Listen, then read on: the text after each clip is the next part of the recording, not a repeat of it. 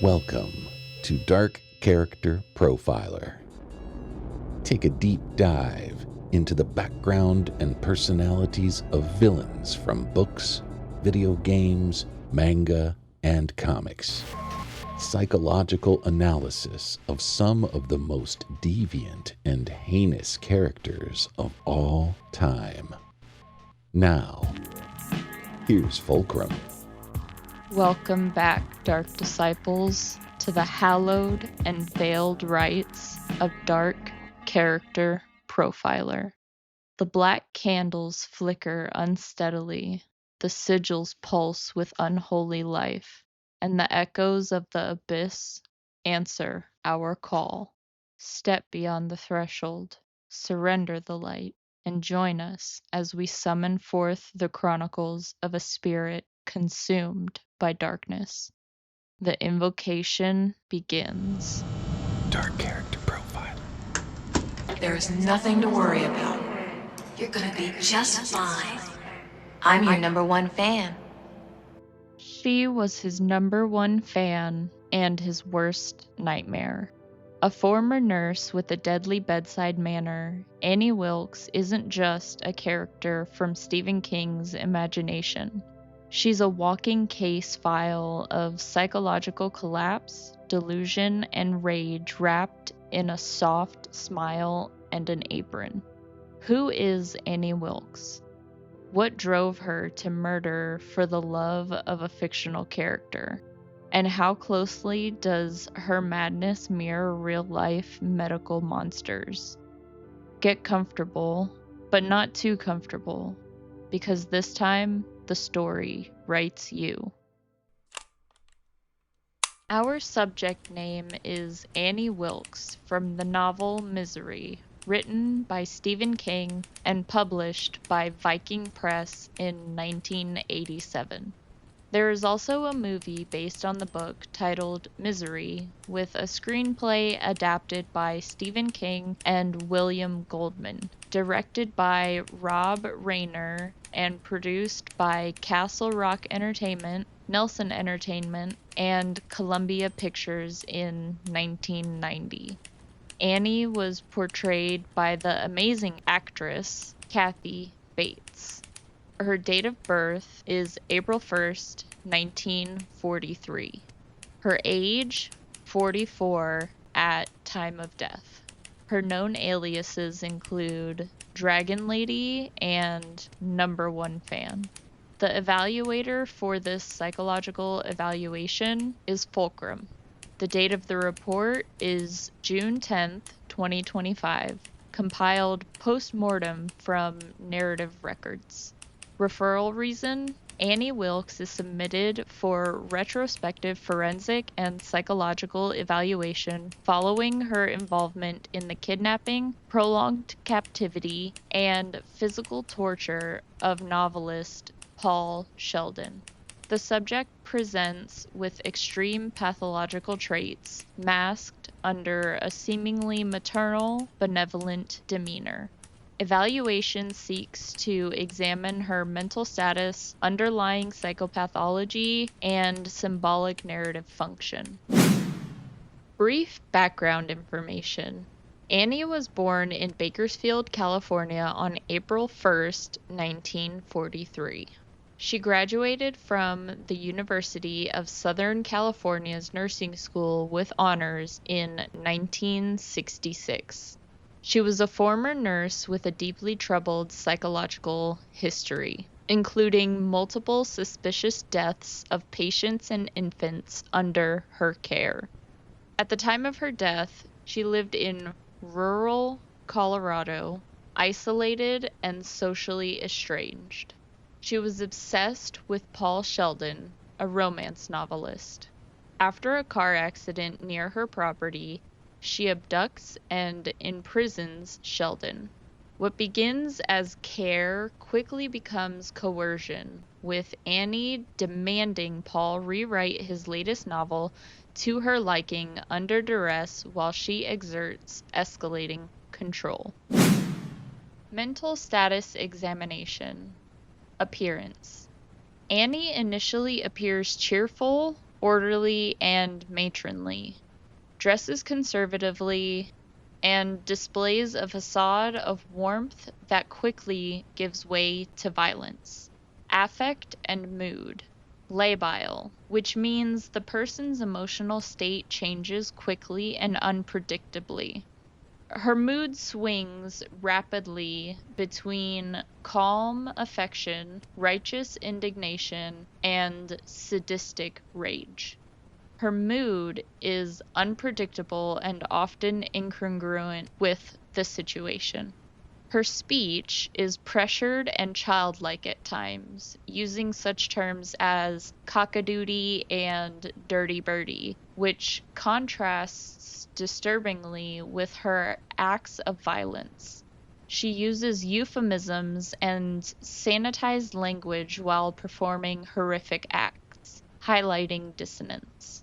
Her thought process is disorganized when agitated. She is fixated on perceived moral purity and traditional values, especially in literature. She displays magical thinking, for example, the belief that fictional characters are quote-unquote real and should not be killed off. Perception. No overt hallucinations reported, though her grasp on reality is highly selective. She appears to maintain a delusional attachment to fictional characters and her role as moral arbiter. Insight and judgment. These are profoundly impaired. She believes her actions are justified to preserve, quote unquote, what's right. She sees herself as a savior figure, not a captor. She displays no remorse. Personality profile. Openness to experience. Extremely low. Annie is obsessed with predictability, tradition, and the continuation of comforting narrative structures. Conscientiousness. High. She's meticulous about routines and order, especially when maintaining her home or dictating writing. Extroversion. Very low. She is socially isolated and can be very mistrustful of others. Agreeableness. Variable. Annie initially seems disarming, but turns manipulative, hostile, and violent when resisted. Neuroticism. Extremely high. She is emotionally unstable, paranoid, and reactive. Her archetypes include the broken caregiver, the fanatic, and the narrative warden. Comparison to historical figures. This week we'll just be comparing Annie Wilkes to one historical figure, and that would be Janine Jones. The film adaptation of Annie Wilkes was loosely based on Jones, according to director Rob Reiner. Jones was a real-life pediatric nurse. She was known as, quote-unquote, the angel of death. She injected fatal medication doses into infants under her care, believing she was sparing them from future pain or ensuring she'd be seen as the hero during resuscitation. She is believed to have killed as many as 50 children in her care over a 2-year period. Annie, like Jones, used her medical knowledge not to heal but to harm, always under the guise of care. On the collector's edition of the film, forensic psychologist Reed Malloy described Wilkes as a virtual catalog of mental illness. Dr. Malloy also believes her profile is typical of people who stalk celebrities. Wilkes so much as admits to this when speaking with Paul Sheldon.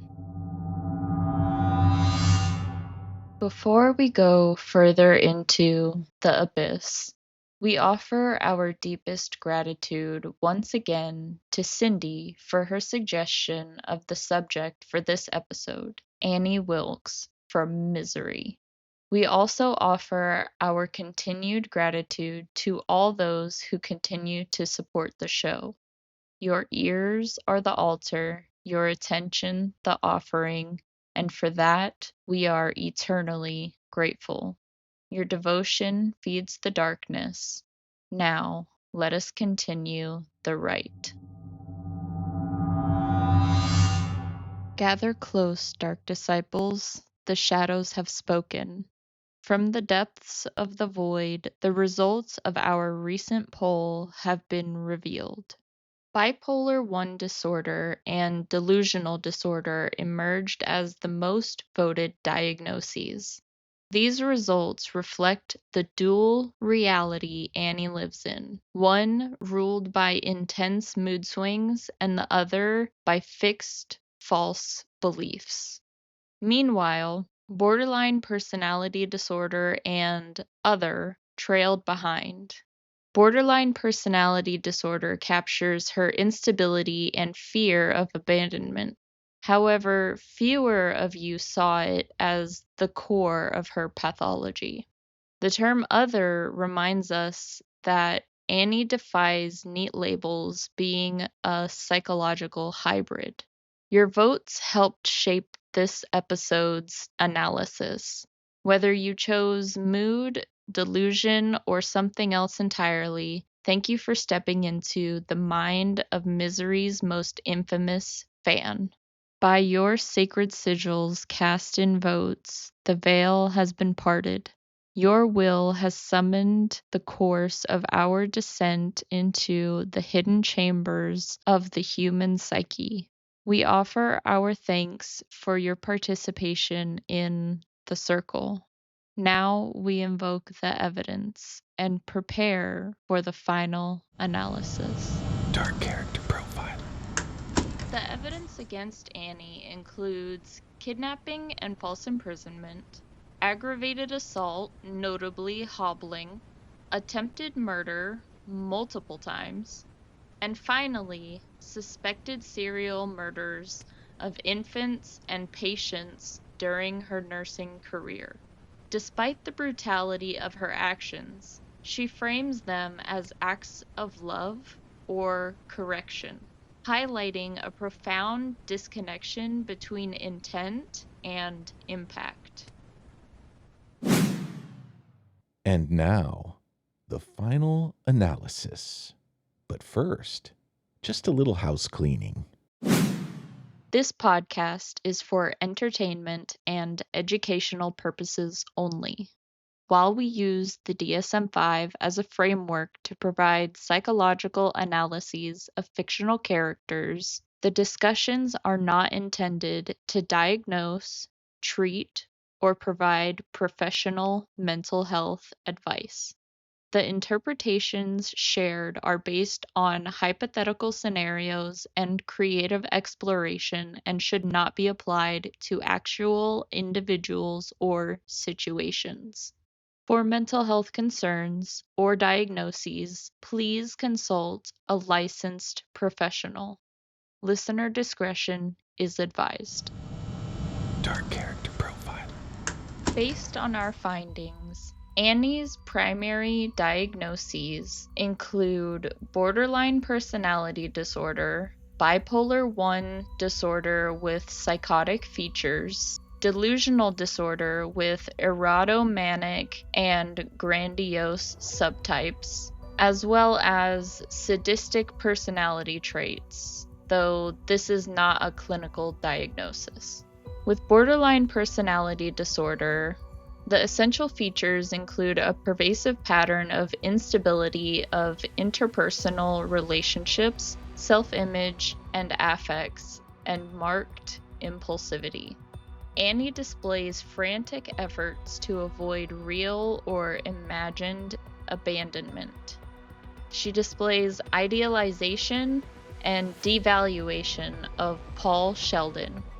She displays inappropriate, intense anger or difficulty controlling her anger. She also displays identity disturbance and unstable self-image. And finally, she displays impulsivity in self-damaging behaviors. For example, violence, risky concealment, and emotional overreactions. Bipolar 1 disorder is broken up into 3 features: manic, depressive, and psychotic.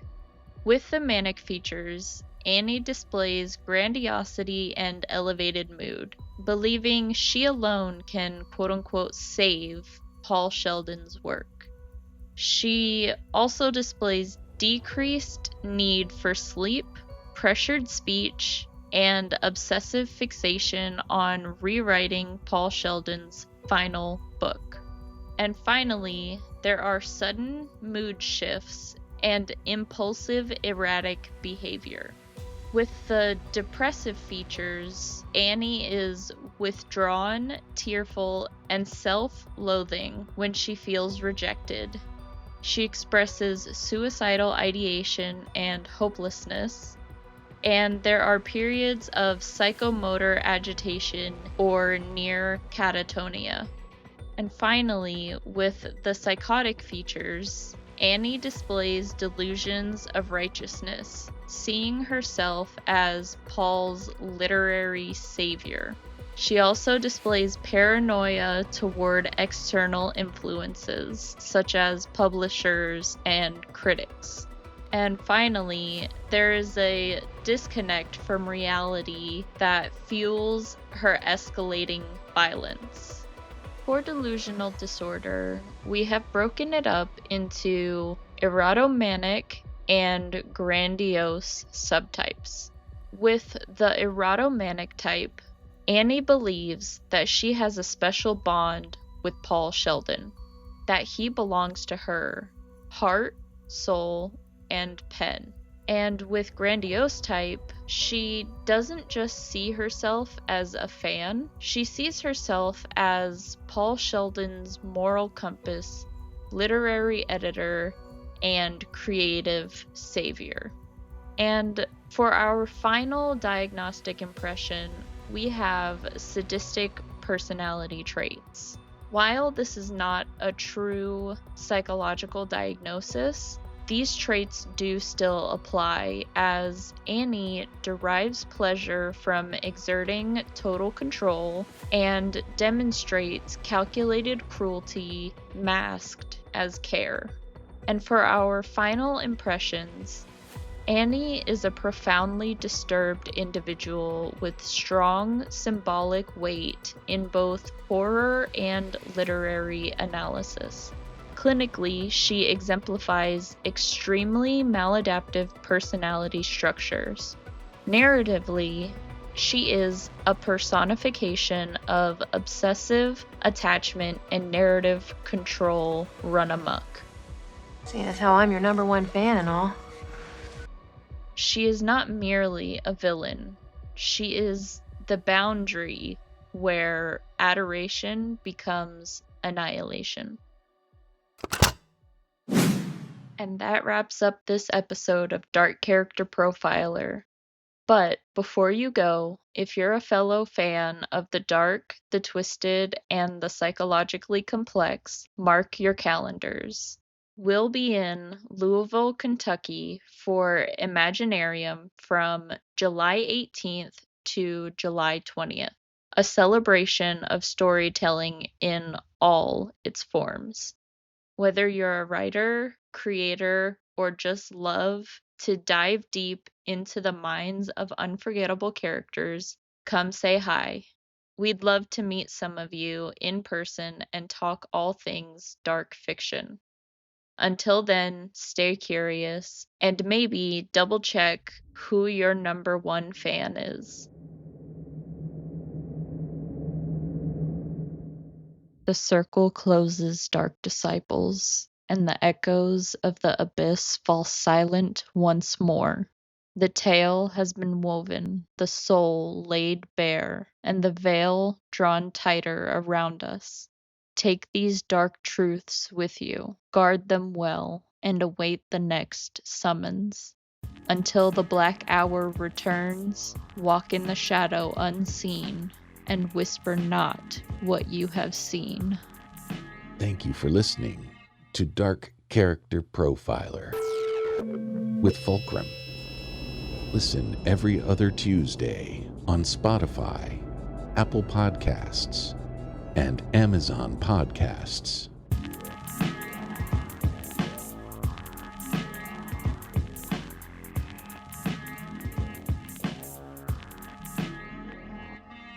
Humanity was not meant to live this way.